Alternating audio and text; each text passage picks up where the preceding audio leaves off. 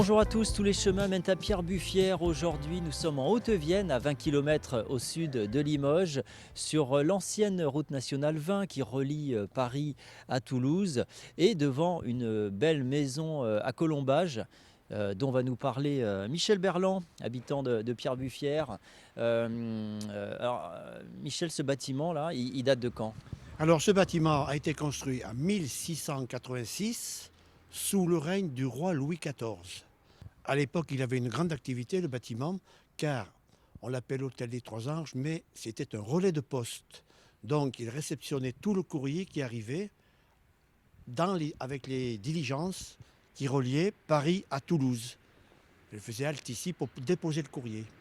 Alors il y a eu un illustre personnage, en l'occurrence le pape Pie VII, qui a passé la nuit du 28 au 29 janvier 1814, car il avait été tenu en exil à Fontainebleau par l'empereur Napoléon, et sur le chemin de la liberté, il a couché ici au mois de janvier 1814.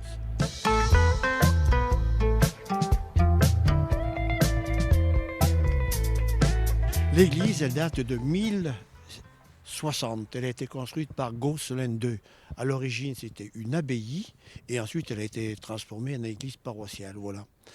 Et cette église a la particularité de posséder un portail qui est classé monument historique, qui comprend des vantaux sur sa façade, avec à l'intérieur de ces vantaux des plaques en porcelaine qui représentent les 12 apôtres, qui sont peintes en bleu de four. Et en haut, il y a une vierge aussi qui est très très très ancienne. Il y a Saint-Martial et il y a les croix. La croix du Christ, c'est pour l'évocation de la Sainte Croix. Voilà, ce portail est très prisé des touristes car nous sommes village-étape. Les gens s'arrêtent sur la place et viennent tout de suite le photographier.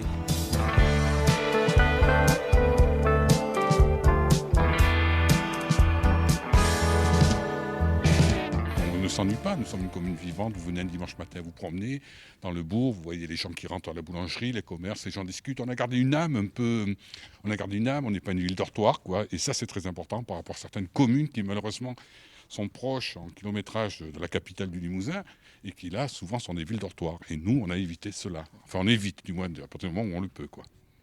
Alors, j'ai fait 22 romans, mais jamais je ne parle de Pierre-Buffière même. J'invente des noms de communes, c'est-à-dire ça peut être Sainte-Marie-des-Prés, Sainte-Marie-du-Limousin, Cédrac. Et après, les gens, en lisant les livres, des fois se retrouvent en se disant « mais ça, c'est sûr, ça a été… » Il parle de Pierre-Buffière, ou il parle de Vic-sur-Breuil, ou il parle de la région de Brive, ou il parle… C'est à l'autre, le lecteur en lui-même essaye de deviner où est-ce que j'ai vraiment situé cette commune. Mais évidemment que je m'inspire quand même de Pierre-Buffière, de cette petite commune de 2000 habitants. Souvent, je suis sur une commune de 2000 habitants, je parle de portraits de gens, des gens un peu spécifiques. Voilà, donc oui, c'est pas innocent d'habiter ici, quoi, pour écrire.